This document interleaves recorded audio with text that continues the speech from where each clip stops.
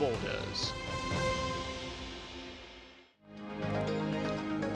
Live from New Delhi, you're watching DD India Live, India's voice to the world. I am Anil Thomas. Coming up in the next 30 minutes. Prime Minister takes part in Tamil New Year Harvest Festival Pongal celebration at Union Minister L. Murugan's house. Says Pongal depicts emotion of Ek Bharat, Shresth Bharat. It's the 100th day of Israel-Hamas armed conflict and there is no end in sight. World trade faces hurdles and disruptions. Satwik and Chirag stand one step away from their second Super 1000 BWF badminton title, face tough challenge against the Chinese top-seeded pair.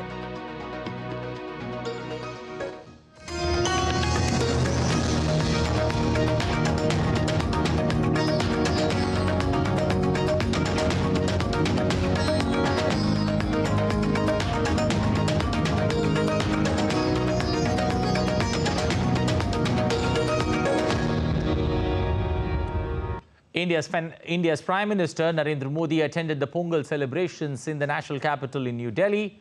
Pongal is a multi-day harvest festival celebrated in South India. It is observed in the month of Thai according to the Tamil solar calendar and usually falls on the 14th or 15th of January. Speaking on the occasion, the Prime Minister highlighted the importance of millets and how it is helping millions of farmers.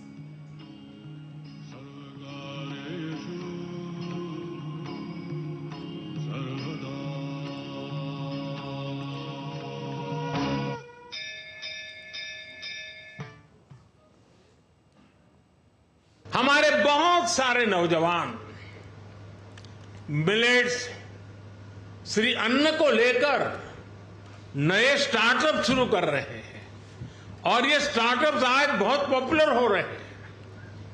Shri अन्न के उत्पादन से हमारे देश के 3 करोड़ से अधिक छोटे किसान जुड़े हुए हैं। हम श्री अन्न को प्रमोट करते हैं तो सीधे सीधे ये 3 करोड़ किसानों का भला होता है। India's Prime Minister also said that the traditional kolam made by Tamil women during Pongal represents the diversity of our nation. Pongal के अवसर पर तमिल महिलाएं अपने घर के बाहर कोलम बनाती है। सबसे पहले वो आटे का इस्तेमाल करके जमीन पर कई डॉट्स बनाती है और एक बार जब सारे डॉट्स बन जाते हैं तो हर एक का एक अलग महत्व होता है। ये तस्वीर ही मन लुभाने वाली होती है। लेकिन कोलम का असली रूप तब और वैभवशाली हो जाता है जब ये सभी डॉट्स मिला दिए जाते हैं और बड़ी कलाकृति बनाकर इसमें रंग भरा जाता है। हमारा देश और उसकी विविधता भी कोलम के जैसी है। Ahead of the upcoming consecration of the Ram Temple in Ayodhya on the 22nd of Jan, Prime Minister Narendra Modi has initiated the Clean Temple campaign, aiming to make the holy city pristine. Prime Minister called upon citizens to unite in making Ayodhya the cleanest city of India. He urged people nationwide to kick off a cleanliness campaign at smaller pilgrim sites starting on Sunday and continuing until Jan 22nd. Prime Minister also participated in the Swachhata Abhiyan initiative at the Kalaram Temple in Nasik. He cleaned the temple floor using a mop and bucket. The special cleanliness drive has started with full swing in Ayodhya from Sunday and it will continue till the 22nd of Jan. DD India's Nikhil Singh has inputs from the holy city of Ayodhya.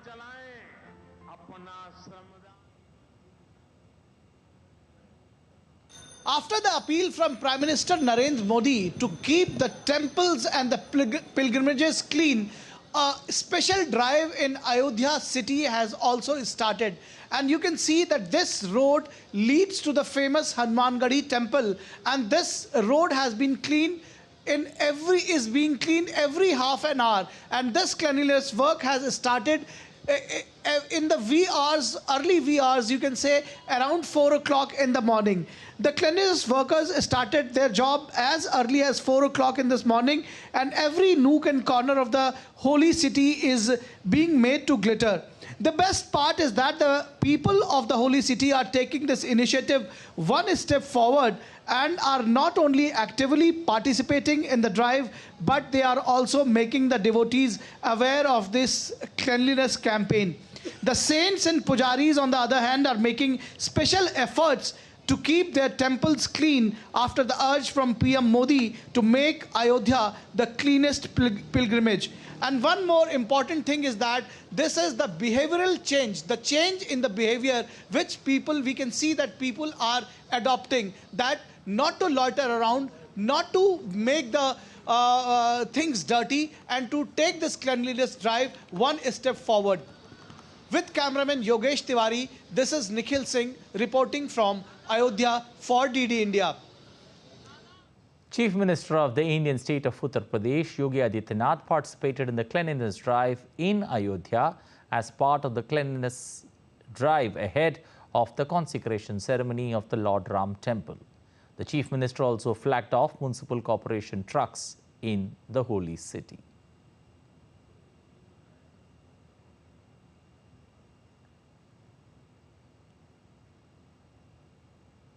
Responding to the clarion call by the Prime Minister to clean the places of religious and spiritual importance, a cleanliness drive was undertaken by the temples and temple complexes of the central Indian state of Madhya Pradesh. It witnessed participation from both locals as well as saints and caretakers of the temple. Gujarat Chief Minister Bhupendra Patel participated in a cleanliness drive at Doleshwar Mahadev Temple in Gandhinagar as part of the Swachhata Abhiyan ahead of the Pran Pratishtha ceremony in Ayodhya. Deputy Chief Minister of Uttar Pradesh Kesav Prasad Maurya held a cleanliness drive at the Balkeshwar Hanuman Temple in the capital city of Lucknow. This is part of the Swachhata Abhiyan ahead of the Pran Pratishtha ceremony in Ayodhya. The Mumbai Trans-Harbour Link, also known as the Atal Setu linking Mumbai and Navi Mumbai, opened for commuters on Saturday. The longest sea bridge of India reduces the distance between the two cities from several hours to around 22 to 30 minutes. DD India's Shama Mishra has the latest from the link. It's the second day after the inauguration of the Atal Setu, also popularly known as the MTHL, Mumbai Trans-Harbour Link, and people are really enjoying this particular bridge, the experience of traveling. We have some commuters with us. Let's try and talk to them. How was your experience? Which side are you traveling from? Okay, so we are basically from Navi Mumbai, Kharghar, and we are traveling from there. So as we entered, it was a very scenic way because there was mountains, and we could see everyone was in the service lane and taking the photographs itself. So yeah, it was a quite good time having here, and right now we are heading towards the Kolaba itself. Okay, you know, this cuts down the time from Mumbai to Navi Mumbai and likewise to just 22 minutes. How would you say this will help in boosting the other economic activities? Other economic activities, if you say like the businessmen who are daily communicating from Mumbai to JNPT, it would be very comfortable for them. It will save their time. Earlier they used to travel 2 hours and used to spend 2 hours of time and reach here, but now it is just 20 minutes.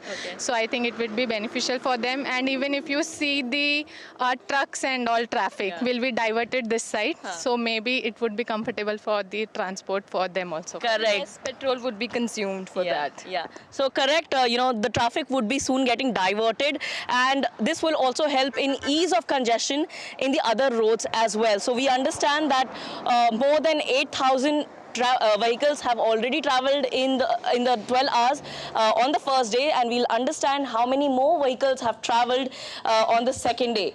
With camera person Jitesh Rathod, this is Shama Mishra for DD India, Mumbai.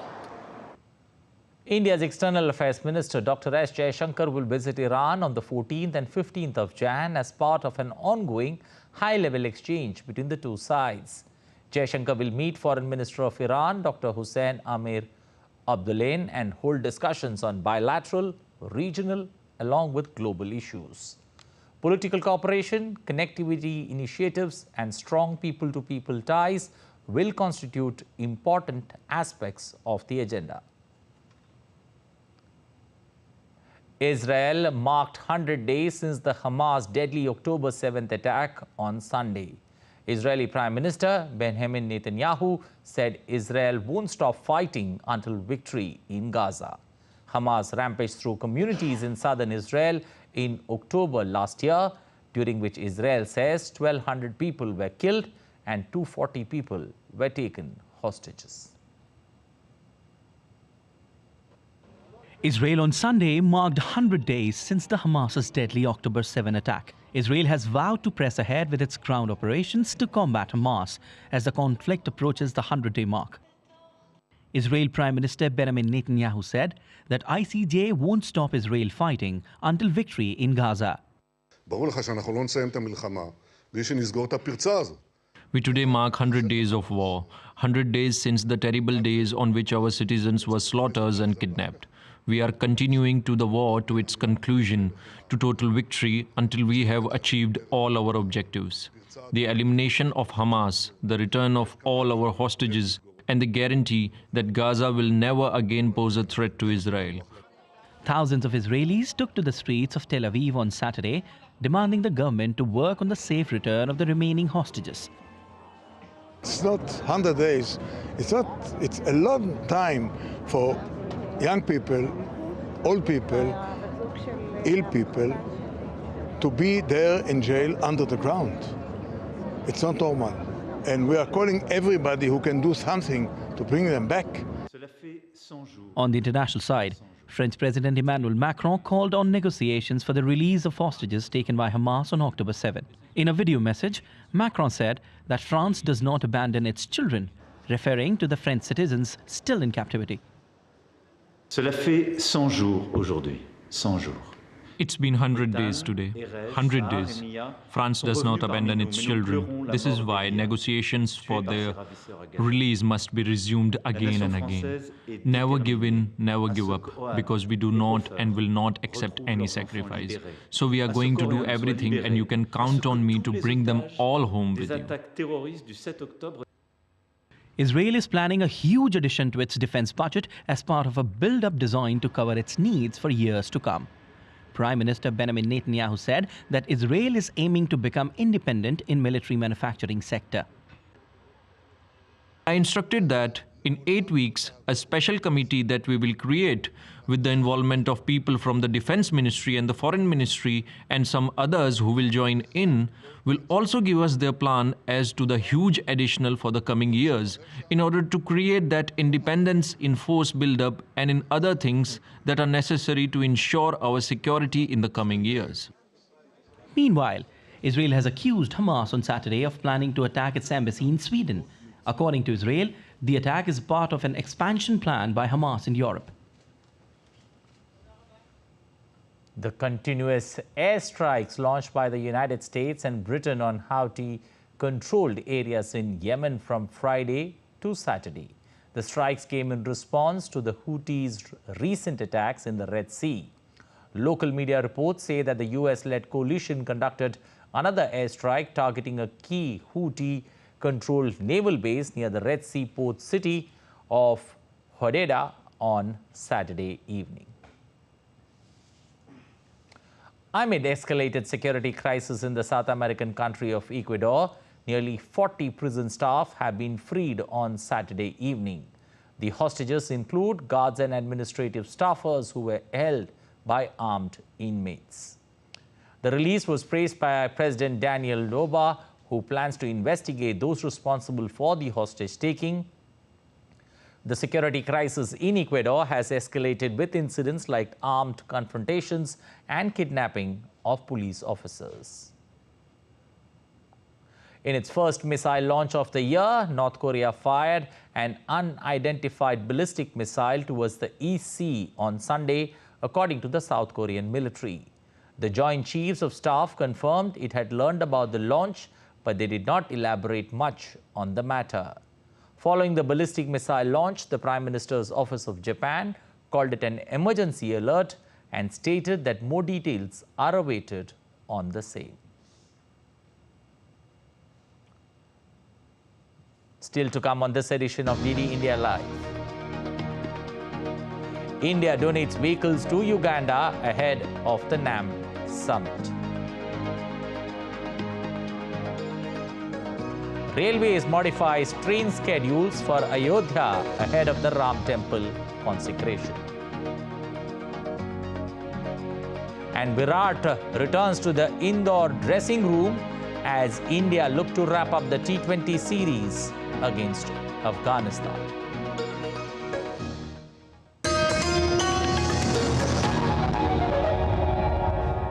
Never stops, where information shapes our reality. One app stands out, helps you stay ahead of time.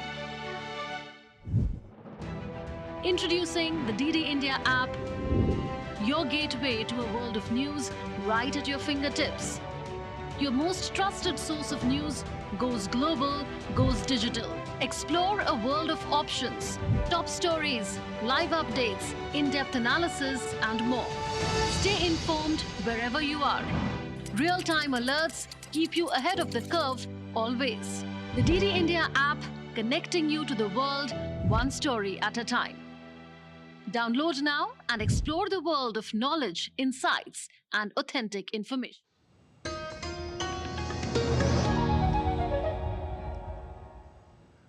You're watching DD India Live. I'm Anil Thomas. Moving on, taking forward their mutual relations a step ahead in a show of support, High Commissioner of India to Uganda, Upendra Singh Rawat, on behalf of the Government of India, gifted 10 executive buses, 5 ambulances, 10 tractors and 2,664 flags and flagpoles to General Odango, Minister of Foreign Affairs of Uganda, ahead of the NAM and G77 plus China summit, a gesture that was warmly welcomed by Uganda. More than 3,000 retired services personnel of Indian Armed Forces gathered in the Manekshaw Center in Delhi and were honoured on the 8th Veterans Day. They were registered and several kiosks were set up to resolve the queries on pensions and medical benefits. The Veterans Day is celebrated on 14th of Jan, as it was on this day in 1953 that the first Indian Commander-in-Chief of the Indian Army, Field Marshal K.M. Cariappa, retired from service. Surya Command of the Indian Army celebrated the 8th Armed Forces Ex-Servicemen Day in Lucknow in Uttar Pradesh. On this occasion, Uttar Pradesh Deputy Chief Minister Brijesh Pathak, Lieutenant General N.S. Raja Subramani paid tribute to the ex-servicemen of the Indian Armed Forces for their service to the nation. Ex-Servicemen Day is an occasion to show respect for the selfless duty of ex-servicemen of all 3 armed forces and their sacrifice towards the nation. Union Minister for Food and Public Distribution Piyush Goyal said that in Food Corporation of India in the last 6 decades have done phenomenal work. He was speaking on the 60th Foundation Day of Food Corporation of India on Sunday. Several new initiatives like a mobile application, website and tech-driven initiatives of the FCI were inaugurated.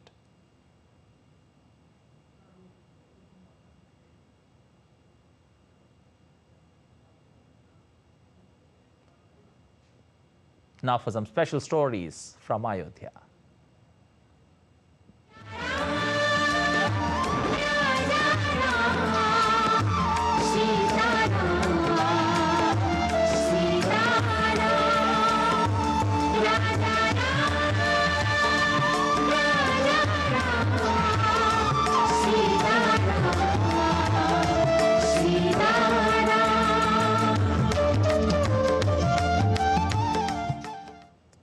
The Indian Railways has modified the schedules of several trains heading to the city of Ayodhya in the North Indian state of Uttar Pradesh.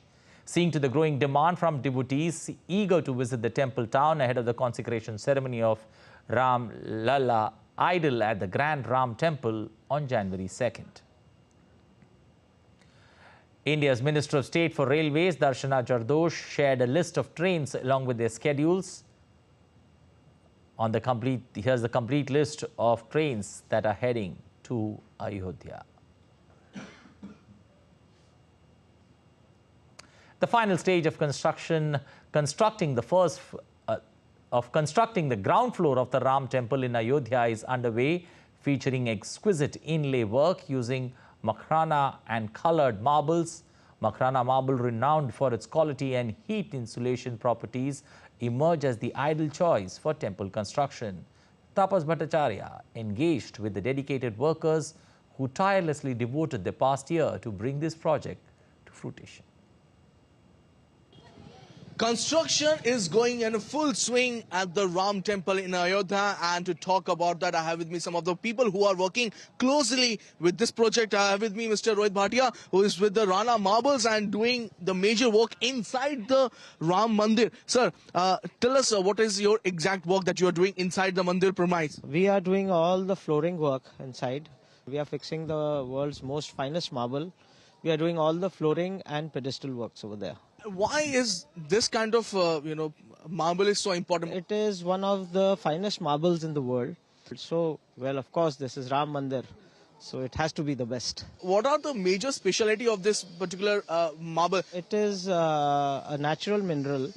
The main thing of Makrana is it has 99% of calcium in it. So when the weather is absolutely, the temperature is about 45 degrees or 40 degrees, people who will walk in for Ram Lala's darshan, it will not get warm. Basically, the temperature will be maintained for the stone. And it doesn't absorb any kind of chemical or any kind of color. So this is why this is famous for. What is the thickness of the marble that you guys have done?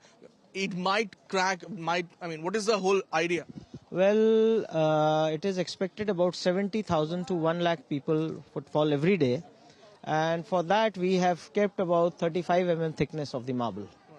Marble that is used, it's one of the finest marbles, not just in the country, but also in the world. And because it's Ram Lala's temple, it's Ram Mandir, and everything has to be best. So they are putting their best marble in this particular temple. With Campus Sanjay Jaina, this is Tapas Bhattacharya for DD India from Ayodhya.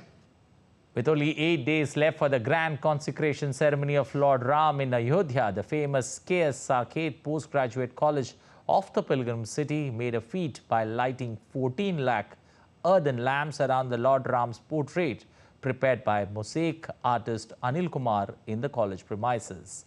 The drone visuals of the event showed eye-catching views with locals thronging the campus to light the diyas, expressing their joy to be part of a once-in-a-lifetime event.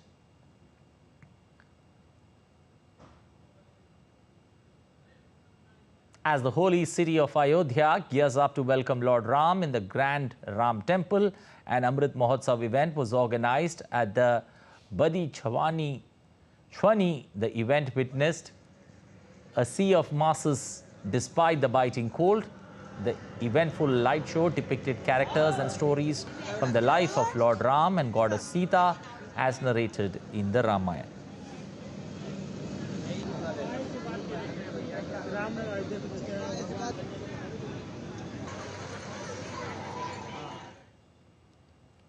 In line with the general sentiment and the waves of spirituality overflowing throughout the nation, students of the Veer Narmad South Gujarat University created a huge painting of Ram Temple of Ayodhya depicting the return of Lord Ram and Lord Hanuman waiting in reverence to welcome him back.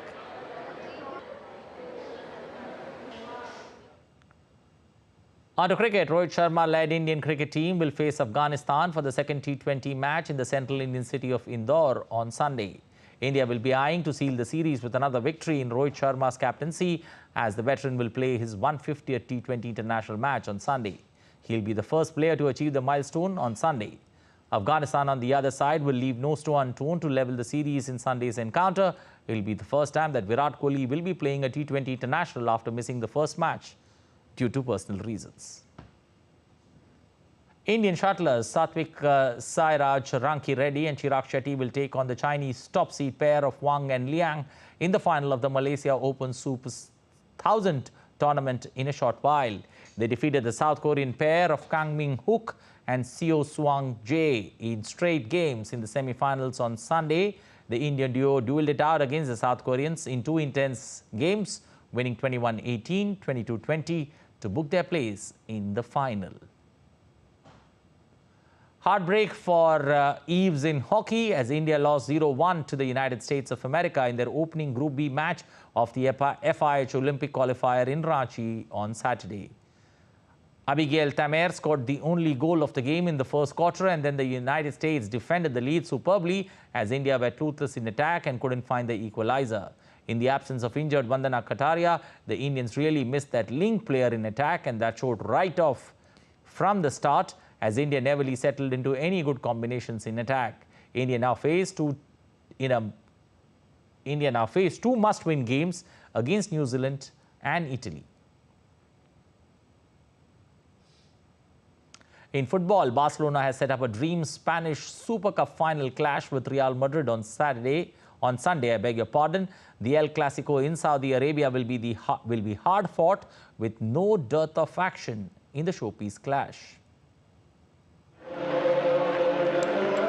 Barcelona has set up a dream Spanish Super Cup final clash with Real Madrid on Sunday after a 2-0 win over Osasuna in the semi-final. The El Clasico in Saudi Arabia will be hard fought and there will be no dearth of action in the summit clash. Barcelona coach Xavi Hernandez has issued a warning to his club's rival. We need to go into the match looking to dominate, take the ball from Madrid. We need to show more than ever our DNA, our style of play. It is an ideal match. A final against Madrid is a Clasico. That gives us extra motivation. We need to show our best soccer. However, Real Madrid could come out on top given their incredible consistency and ability to conjure comebacks this season. A case in point being the semi-final. Real Madrid has beaten city rivals Atletico Madrid 5-0 in the breathtaking derby. The team is really happy. I think we need to relax. There are still 90 minutes to win the title, and that's our objective. It's nothing new. It is in Real Madrid's DNA. This is a good lesson for the younger players who have come back. The stakes do not get higher than this. To win the team's first silverware of the season will serve as a massive confident booster to the dressing room, fans and the management. Well, that's all for this edition of DD India Live, but let us know your thoughts on the news of the day. You can connect with us on Facebook, X and also Instagram. We're going to be back with more news as it breaks here on DD India. I am Anil Thomas from all of us here in Delhi. Thanks for watching DD India Live.